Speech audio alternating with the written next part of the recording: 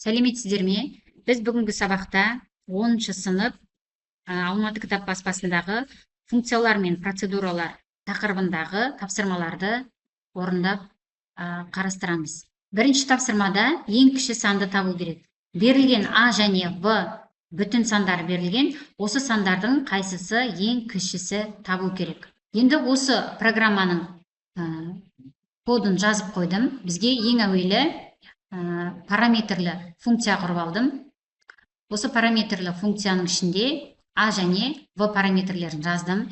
Және шарт құрып, егер А саны В-дан кіші болса, онда бізге экранға А-ны шығару керек, әйтпесе В-ны шығару керек. Яғни бізге кез келген N және M деген кез келген бір санды енгізу керек болады бір жолға. Және одан кейін функцияны шақыра қоямын. Функцияны M және N сандары үшін шақырамын. Мен бұл жерге принтті жазбаймын, өйткені функцияның денесінде менде принт бар. Сондықтан да оны жазбаймын. Енді нәтижесін көретін болсақ, маған бір жолға 246 және 809 деген сандар берілген, ең кішісі 246 сан деп шығып тұр. Екінші тапсырманы қарастырайық. Сан неше таңба берілген? А, В, С бүтін сандар берілген. Осы сандардың неше таңбалы екенін табу керек. Енді бұл жерде мен осы есептің программасын құрып қойдым. Бізге бір параметрлі процедура құрып қойдым, функт деген. Және бізге К саны керек болады. К-ның алғашқы мәнін 0 деп аламыз. К саны бізге қай кезде керек? Өйткені бұл жерде, мысал бойынша бізде бұл жерде 3 санның таңбаларының санын анықтау керек болады. Сондықтан да бізге К-ның бірінші мәнін 0 деп аламыз. Келесі цикл ашылады. Кез келген X деген сан 0-ге тең емес болса, онда цикл жүреді. Осы X санының соңғы санын алып отырады және оны Y деген айнымалыға меншіктейді. Және меншіктегеннен кейін сол соңғы цифраны К1-ге мәнге арттырып қосып отырады. Цикл айналып отыру үшін X санының жаңа соңғы цифрын алды ғой. Енді сол X санын қайтадан 10-ға бөліп, бүтін бөлігін алып, цикл қайтадан жүреді. Бізге экранға принтке К-ны шығару керек болады. А, В, С деген сандарды бір жолға енгізу керек. Және осы 3 сан үшін процедураны біз 3 рет шақыруымыз керек болады. Енді орындап көрейік. Бізге кез келген 3 санды енгіземіз. Оқулық бойынша 1246 және бос орынмен 809 және 32589 деген сандарды енгіздік. Сол кезде бізге бір жолға 4, 3, 5 деген сандардың цифрларының санын шығарып берді. Бұл жерде бір жолға жазып тұрған жол, мына жердегі end жолы. Келесі үшінші тапсырманы қарастырамыз. Бізге берілген А, В, С 3 саны берілген. Осы сандарды пайдаланып 3 төртбұрыш құруға болады. Пайда болған әрбір төртбұрыштың ауданы мен периметрін табу керек. Нәтижесін экранға шығару керек. Бізге нәтижеге 2 қабырғасын шығаруымыз керек және ауданын, сосын периметрін шығаруымыз керек. Бізде мына жерде 3 айнымалы берілген. Біз қазір алатын боламыз. Бірінші А менен В-ның орнына 10 менен 4-ті, одан кейін 10 менен 6-ны, одан кейін 4 пен 6-ны алатын боламыз. Тапсырманың программасын құрып қойдым. Бірінші біз процедураны құрып аламыз. X және Y деген 2 параметрмен құрамыз. Бізде бұл жерде X және Y-ті осы жердегі тіктөртбұрыштың қабырғалары ретінде аламыз. Яғни біреуі ұзындығы ені ретінде. Және біз экранға шығарамыз. Ұзындығын, енін шығарамыз. Және осы тіктөртбұрыштың ауданын шығарамыз. 2 қабырғасының көбейтіндісін және периметр 2 қабырғасының қосып, оны 2-ге көбейткендегі периметрінің формуласын шығаратын боламыз. Бізге енді тапсырма бойынша 3 айнымалыны бір жолға енгізу керек болады. Одан кейін біз осы процедураны шақырамыз. А менен В үшін келесі В менен С үшін, үшінші А менен С үшін шақыратын боламыз. Енді программаның нәтижесін көрейік. Бір жолға 10, 4 және 6 деген сандармен төртбұрыштың қабырғаларын берген кезде бізге нәтижені кітаптағыдай шығарып берді. Ауданын және оның периметрлерін және қабырғаларын да шығарып берді. Төртінші тапсырманы қарастырамыз. Берілген санды екілік санау жүйесіне экранға шығару керек. Мысалы 24 және 89 деген сандары берілген бір жолға. Осы сандарды біз екілік жүйеге ауыстырып, нәтижесін экранға шығаруымыз керек. Жалпы Python программалау тілінде екілік жүйеге ауыстыратын арнайы bin деген функция бар. Енді бірінші осы функцияны пайдаланып көрейік. Бізге қандай да бір x деген сан енгізуіміз керек. Сол x деген санды екілік санау жүйесіне ауыстырып беру керек. Мысалы 24 деген санды енгізетін болсақ, бізге екілік санау жүйесіне ауыстырып берді. Бірақ оның алдына 0b деген белгішені міндетті түрде белгіні қоятын болады. Ал бізге ол қажет емес. Енді оны Python программалау тілінде қандай бағдарлама арқылы жасауға болатынын көрейік. Біз процедураны кез келген x саны үшін құратын боламыз. Параметрін x деп алып, және біз y-ті жолдық типпен аламыз. Және жолдық бос тип құратыны туралы осындай жолды жазып кетеміз. Келесі біздің цикліміз, while цикліміз x саны 0-ге тең болмағанша біздің цикл жүретін болады. Y деген айнымалыға меншіктейміз. Біз кез келген осы енгізген x санымызды 2-ге бөліп, яғни 2-ге бөлгендегі қалдығын жолдық типке айналдырып, оған y-ті қосып отырамыз. Және циклды айналдыру үшін осы берілген x санымыздың 2-ге бөліп, бүтін бөлігін 2-ге бөліп алып отырамыз. Ары қарай принтке y-ті шығарамыз, және y бізде 2 мәнді енгізетін болғандықтан бір жолға шығарамыз. Бізде тапсырма бойынша A және V мәндерін бір жолға енгізуіміз қажет, және осы жоғарыдағы процедураны бөлек-бөлек A үшін және V үшін шақыратын боламын. Мысалы бізде оқулық бойынша 24 және бос орынмен 89 деген сандары берілген. Осы сандардың екілік жүйедегі ауысуын экранға шығарып берді. Әрі қарай 5-ші тапсырманы қарастырамыз. Қосындысы ең үлкенін табу керек. Берілген A, V, S бүтін сандары берілген. Осы сандардың цифрларының қосындысының ең үлкенін табу керек. Мен программасын құрып қойдым, енді түсіндіретін болсам. Осы берілген A, V, S сандарының қосындысын табатын процедура құрып аламыз бірінші.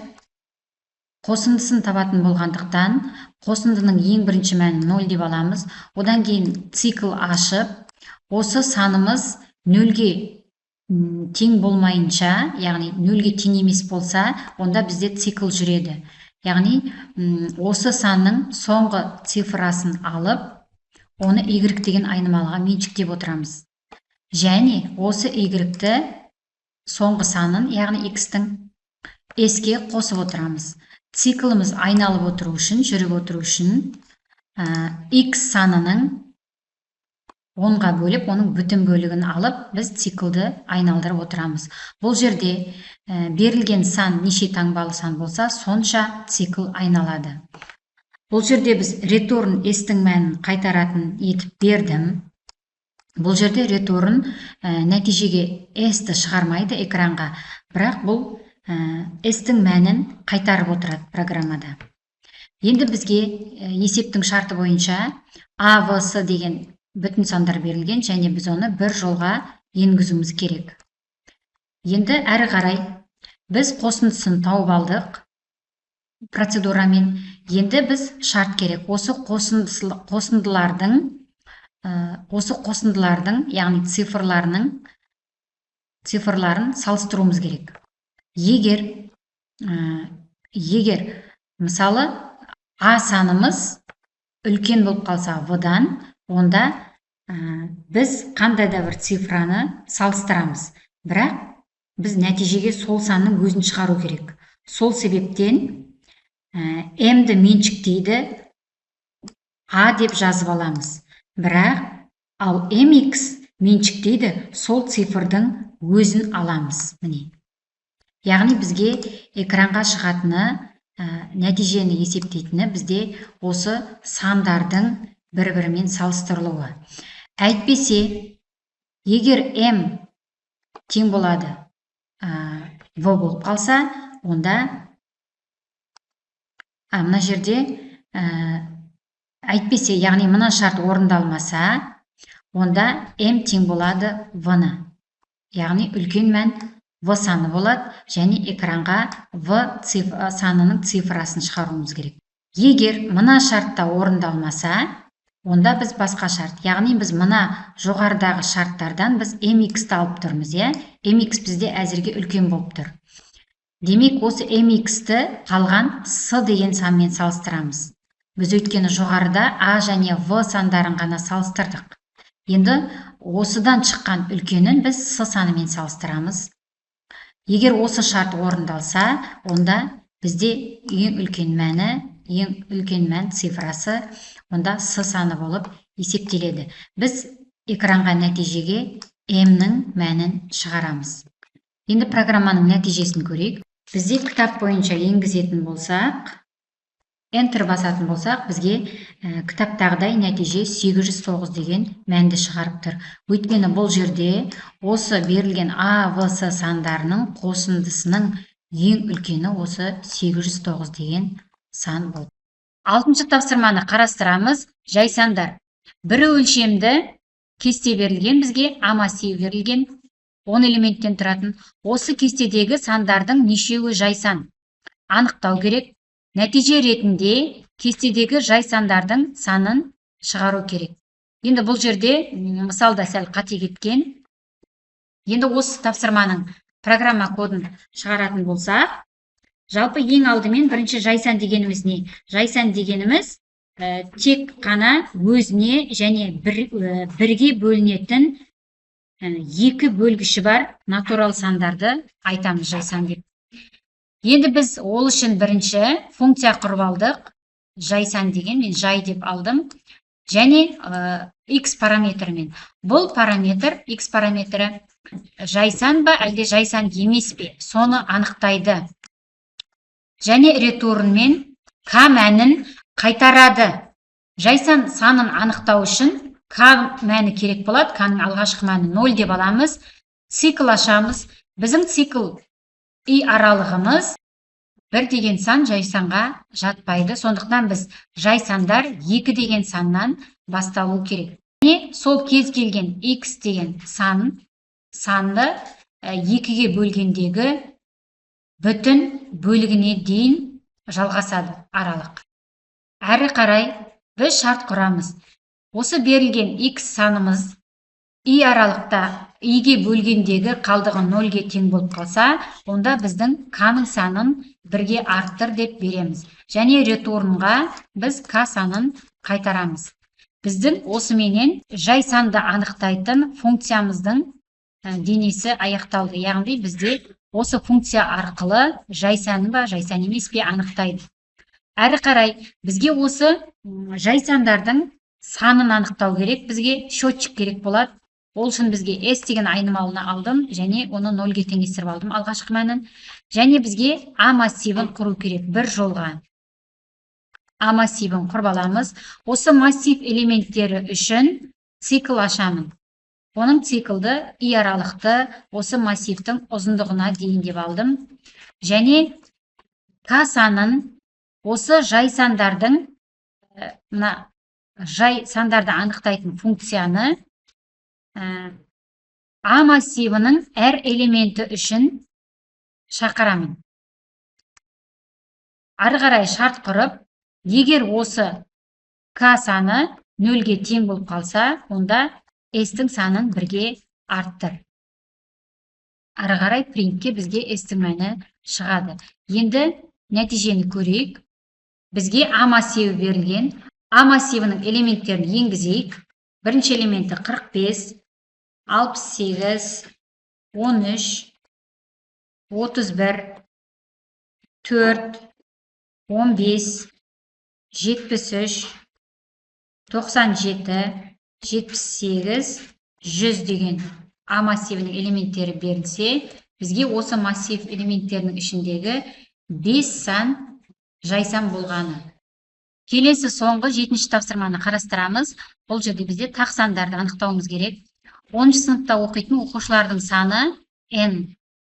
n мен туған күндері А сызықтық кесте түрінде берілген. Сыныптағы неше оқушының туған күні тек тақ сандардан тұрады, анықтаңдар.